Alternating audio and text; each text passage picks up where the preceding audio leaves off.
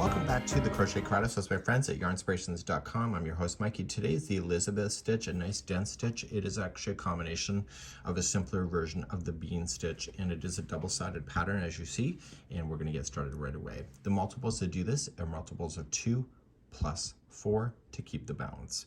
Let's begin that next. Okay, let's begin, and we are going to chain in multiples of 2. So 1 and 2, 1 and 2, 1 and 2, 1 and 2, 1 and 2, 1 and 2. Measure it with something that you want to match the size to, or you can just take a measuring tape and actually determine how big you want that. And then when you're happy with it, just add 4 more. So 1, 2, 3, and 4, and this allows you to keep the balance. Let's begin row number 1. To do row number 1, you're going to go second chain from the hook. So 1 and 2, and just single crochet yourself all the way across, and you'll have a more stable base to do this kind of stitch work with. So single crochet all the way across your chain and put me on pause, and I'll be at the end of the chain in a moment. No matter how big your chain is, you're going to eventually hit the end, and that's it. So let's turn our work and begin row number 2, which is the start of the Elizabeth stitch next. So let's begin. How you start a row is always going to be the same, and you are going to chain up 3. So 1, 2, and 3. It's going to feel wrong, but it will look right.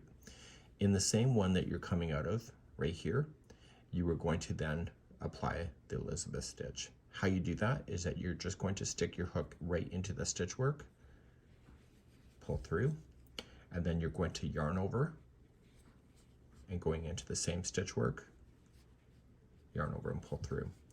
You should see 4 loops on your hook, yarn over, pull through all 4, and because of the way that we wrapped it, it should be pretty easy. It's a lot easier than the puff stitch. Chain 1 to lock it. You were going to skip 1 stitch and go to the next one and start the Elizabeth stitch. So just going right in, yarn over, pull through, yarn over, and going into the same one, pull through, and then pull through all 4 loops. Chain 1 to lock.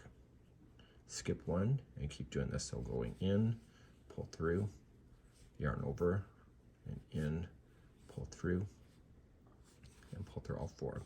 The difference of the puff stitch versus this one is that we don't yarn over when we start something. So chain 1 to lock it. So coming into the first one, so we just go right down in, pull through, and then yarn over and in, pull through. So this is a great alternative if you're having a fight with the puff stitches, to do it like this. So skip 1, and you're going to do this all the way across. Okay, I'll see you at the end of the row in a moment. Put me on pause now. So you're going to just come right to the very end, and you're going to do your, right into the last one, your Elizabeth stitch. Do not chain 1 at the end of that to lock it. You just want to stay where you are, and you're going to turn your work, and you're going to begin the next row. To start a new row, the rest of the rows will always be done the same way going forward, and so you're going to chain 3. So 1, 2, 3. Do you see how when you pull it, it sees a little eye opening right here? That's exactly where you want to play. So you're just going to go in and do your Elizabeth stitch. You'll pull through, yarn over, going in, pull through. Once you see the 4 loops, you're good to go. Pull through everything and chain 1 to lock. So when you pull it apart, do you see this one right here? That's where you're going to go. So in, yarn over, in, and pull through, 4 loops, pull through everything, and chain 1 to lock. And so these are just going to be holding in between. So in, pull through, chain 1 to lock, and you're going to do this all the way across.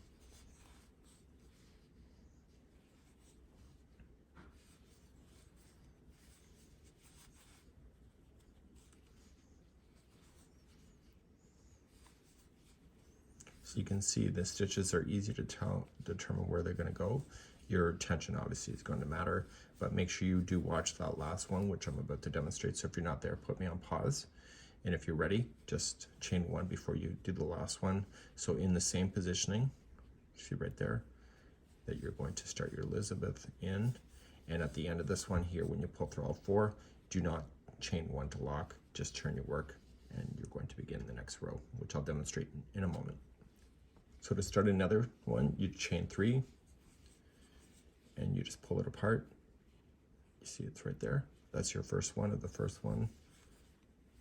And you start your Elizabeth stitch, chain 1 to lock, and you keep on moving. So these are like the bean stitch, just kind of sitting between each other. If you look at it, it's going up, over, up, like a zigzag, and it's a really nice idea. Lots of great texture can be achieved for something like this. And you're going to move all the way across.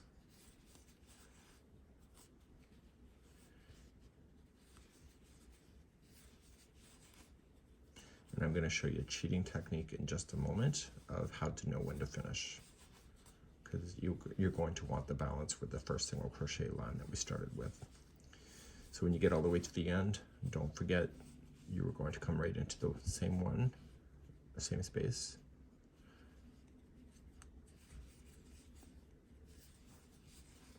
And don't chain 1 and turn.